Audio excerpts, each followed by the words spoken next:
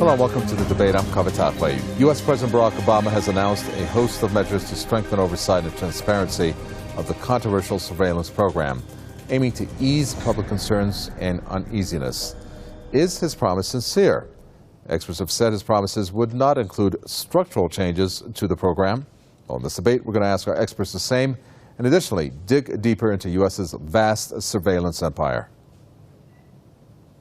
Weeks after the revelation of a mass U.S. spying program both inside the country and abroad, the U.S. president is trying to address the public's concerns. Speaking at a White House press conference, Obama admitted that his government's controversial surveillance activities, which involve the daily collection of millions of phone calls and emails, have depleted public trust. It is absolutely true that with the expansion of technology, this is an area that's moving very quickly. With the revelations that have depleted public trust, that if there are some additional things that we can do to build trust back up, then we should do them. To restore this trust, Obama says he will bring more oversight and transparency into U.S. spying activities in the wake of the revelations made by former NSA contractor Edward Snowden in June. There's no doubt that Mr. Snowden's leaks triggered a much more rapid and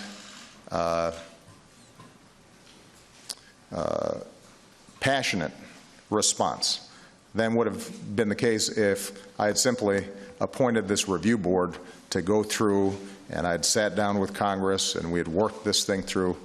Yet at the same time, Obama has made it clear that Washington has no intention of ending its spying programs. The U.S. government claims it only collects data on individuals when investigating suspected terrorists. But the facts on the ground show otherwise.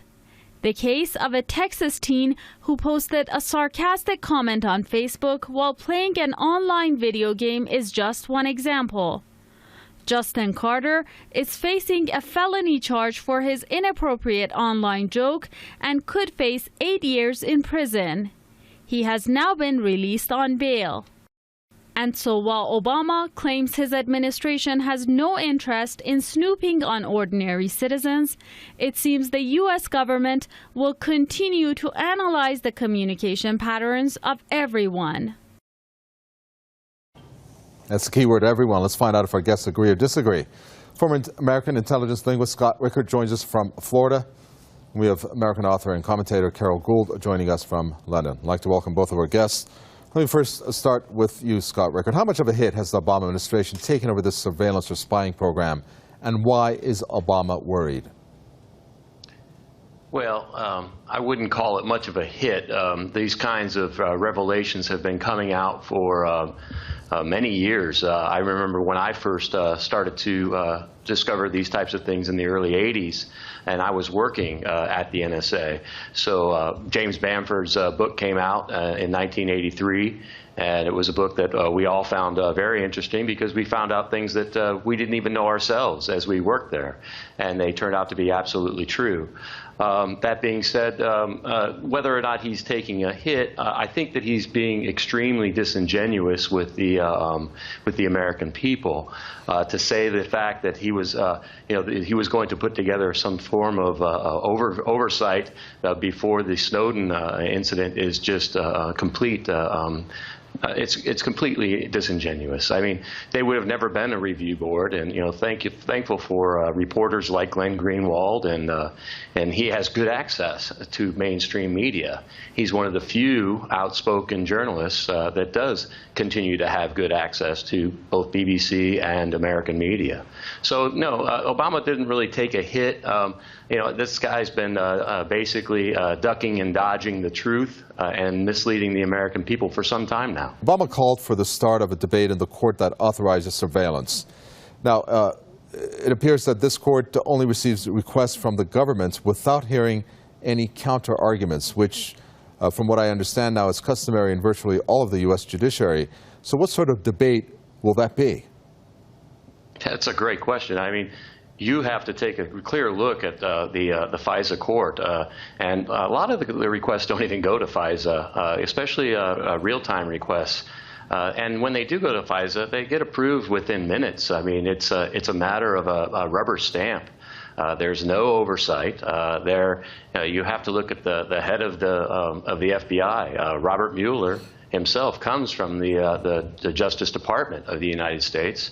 Was very, very tight with most of the high-level folks who run the Justice Department. So for him to be scrutinized by his friends would be highly unlikely. It's my opinion that you have the fox watching the hen house. There is no oversight, there is no accountability, and it's really gone to the point where anything the government likes to do, the government is able to do without any accountability or recourse. And of course, we're going to expand on that more. I'm just trying to build the stage here and ask you, I don't know if you saw the press conference that Obama had yesterday, but he said he would ask Congress to reform. This is one of the 4 things he said. He's going to reform one of the most controversial sections of the Patriot Act, Section 215. I'm guessing that not many Americans actually know what that really entails. Can you give us an idea of what Section 215 is and the reform that he suggested? I cannot. No, I'm not very familiar with the Patriot Act from that perspective, but I can guarantee you that many activities that the Patriot Act was fabricated for was basically supporting really an administrative nightmare for the American people. This has been an ongoing nightmare since 9/11.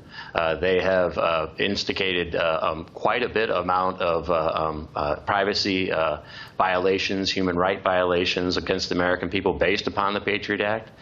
This is an environment where any type of surveillance is allowed, any type of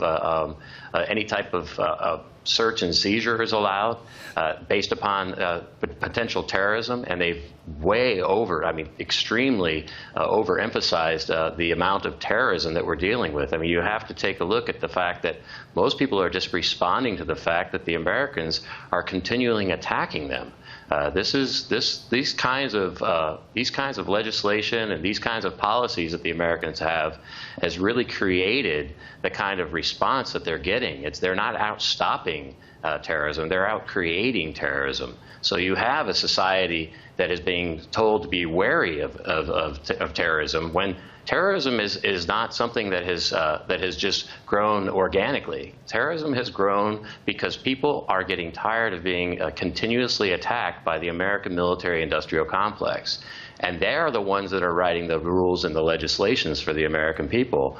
And the American people are just eating it up on the news and the misinformation that they're getting from their government.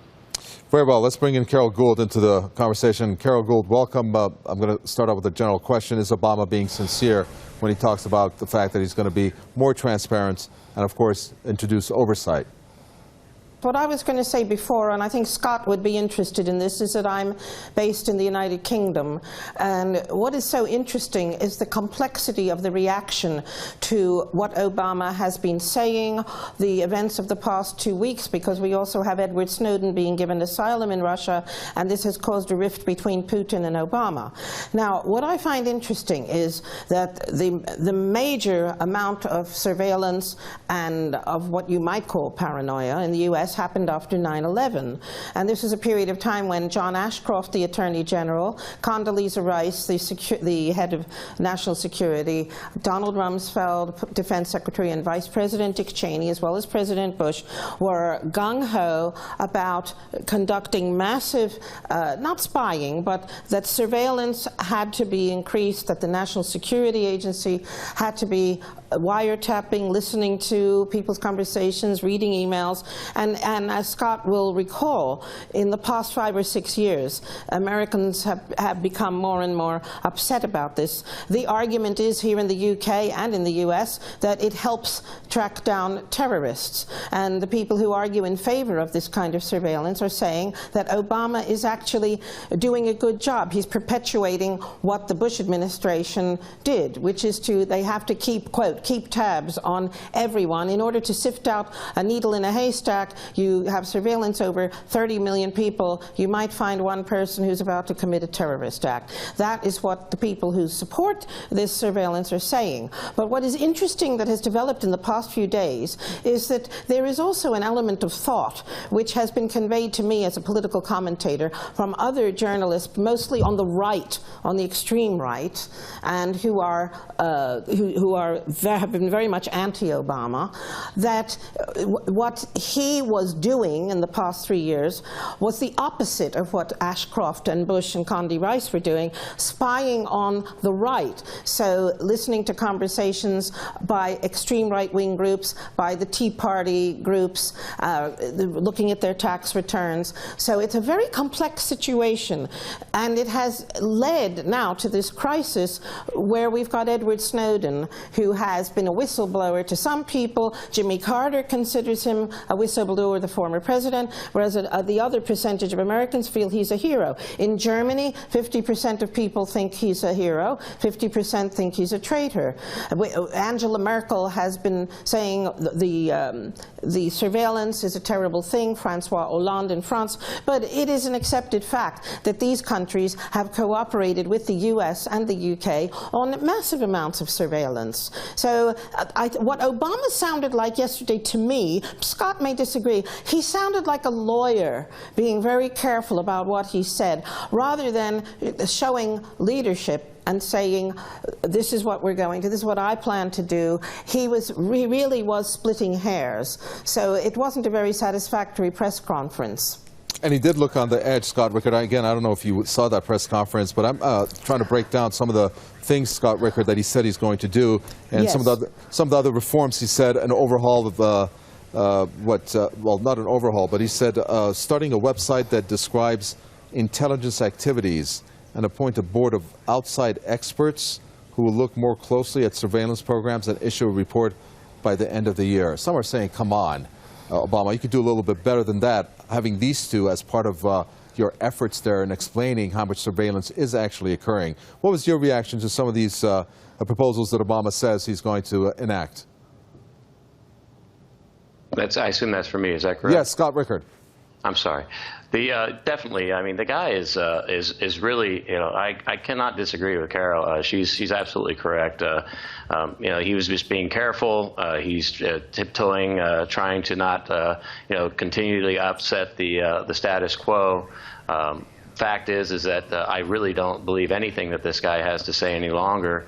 It's been going on. You know, he certainly is the epitome of George Bush. The only difference is that he has a different education and a different background.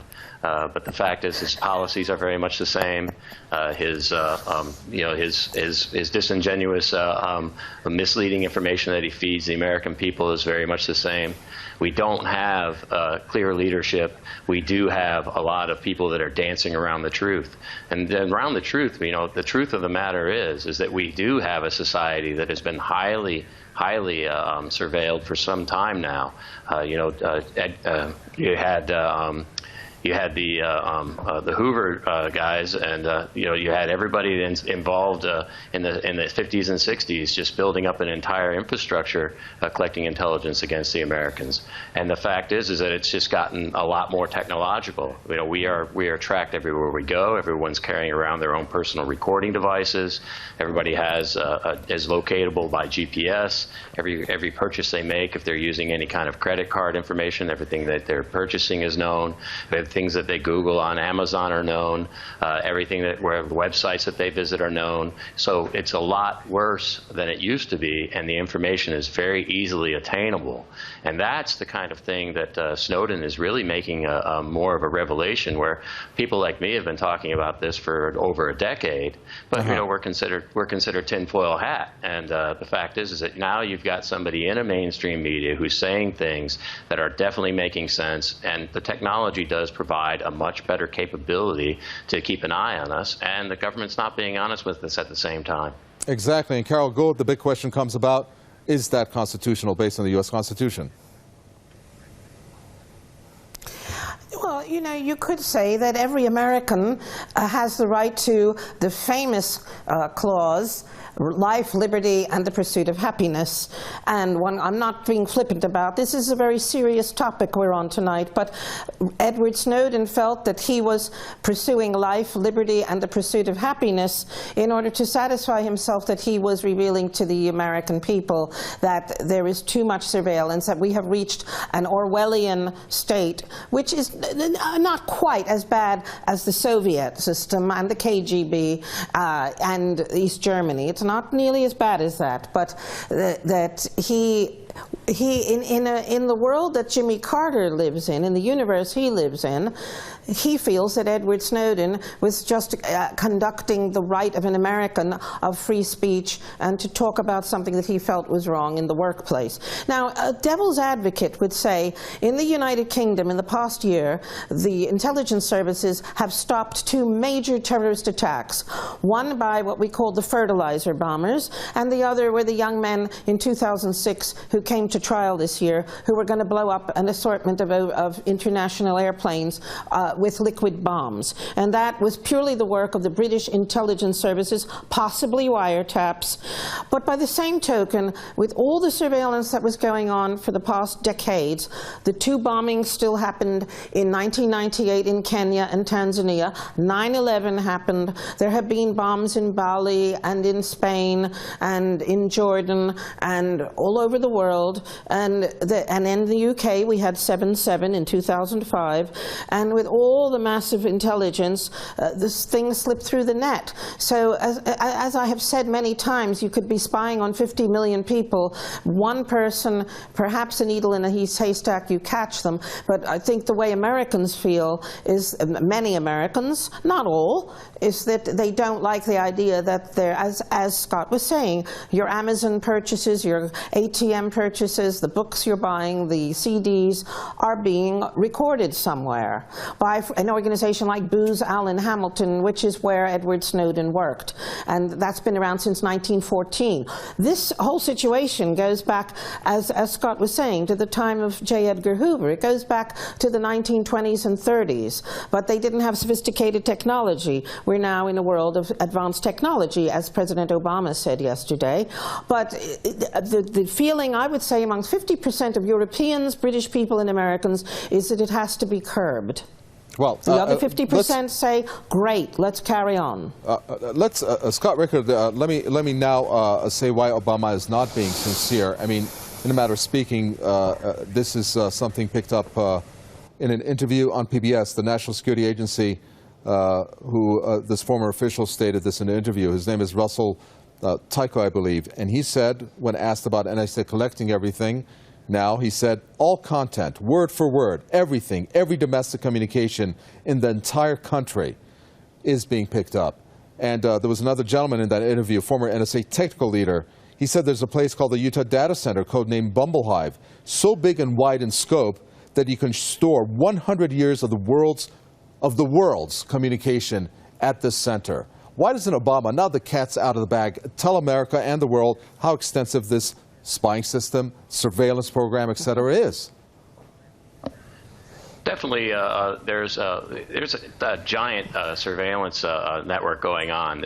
Out in Utah, they're building one of the largest storage facilities to store 100 years worth of communications. And every single phone call, every single email, every single transaction is being stored. Now, is it being monitored? No, but it's being stored so they can go back and they can look in case something happens, so they have historical data.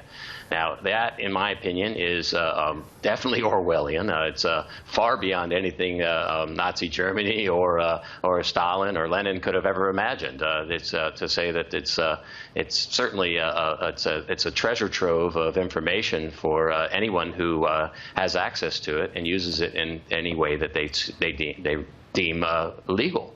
And that's where I think the real disingenuous portion with the American people lie, is that it's not legal. A lot of the things that they're doing with the information is very illegal. The activity that the Americans involved in, they've been illegal for decades. I've seen guys like Semyon Mogilevich who have laundered $6 billion through the Bank of New York with the CIA. The guys that I've worked with that have, we turned state's evidence against Iran-Contra back in the 80s that was was just swept under the rug by the Department of Justice. So there is many, many things that happen illegally that are basically hidden from the American people as national security interests, and they have nothing to do with national security. All they're doing is hiding criminal activity, hiding war crimes, hiding drug crimes, hiding financial crimes by a myriad of people. It crosses every single party, every single country. It is horrific what the Americans and the British and the French and the other leaders of this world have done over the past 50 years. And Carol Gould, since Scott Rickard mentioned a financial angle to this, why hasn't this worked in that regards? I mean, we're looking at the financial crisis that erupted back in 2007-8. And one analyst that I'm sure you're familiar with, Max Kaiser, he has called it financial terrorism. And we're looking, the U.S. is looking for terrorists. Well, gosh, they could have saved themselves so much money, not to mention their economy that they're still bleeding from. Why wasn't it applied there? Well, I will tell you one thing. I'm supposed to get my state pension in the UK next month, but it's been postponed to 2018 because I've been told there's no money. But then we hear about the millions upon millions being spent on various programs by the UK government as well as the US government. On one hand, we're told technically the US is bankrupt. The UK is also in a tremendous financial crisis. Yes, you're right. I mean, a lot of money could be saved by not spying on everybody. The cliche, needle in a haystack, can be used here. You know, Israel has one of the greatest intelligence services in the world, but Yitzhak Rabin was assassinated walking down the steps at a peace rally. John F. Kennedy was assassinated. More recently, we've had all these terrorist attacks. So we can spy on millions of people, but I hate to say it, somebody with a gun can just walk up to someone and get the deed done that they want to do. Anwar Sadat was assassinated. Benazir Bhutto. So countries with the most fantastic intelligence services can't stop atrocities or attacks, except in the UK where we did stop the recent terrorist attacks.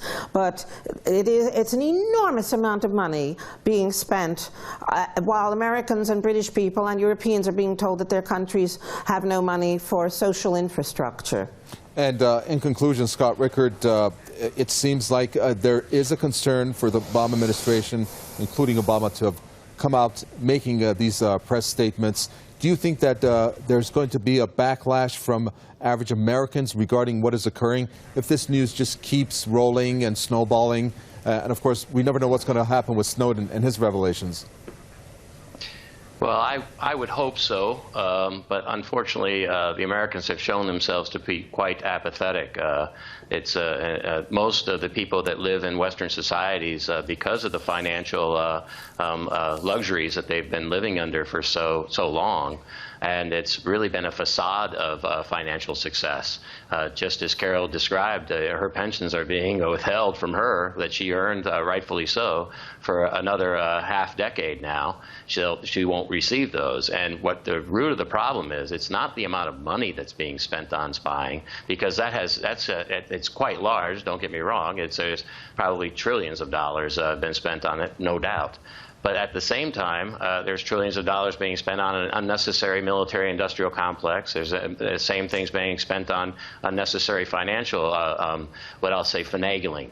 So what has to happen in order to solve these kinds of problems, you have to attack the root. And I've said this many times. The root of the problem is the financial markets that really control the militaries. And governments don't die. People do. And the governments will still be here when you and I are long gone.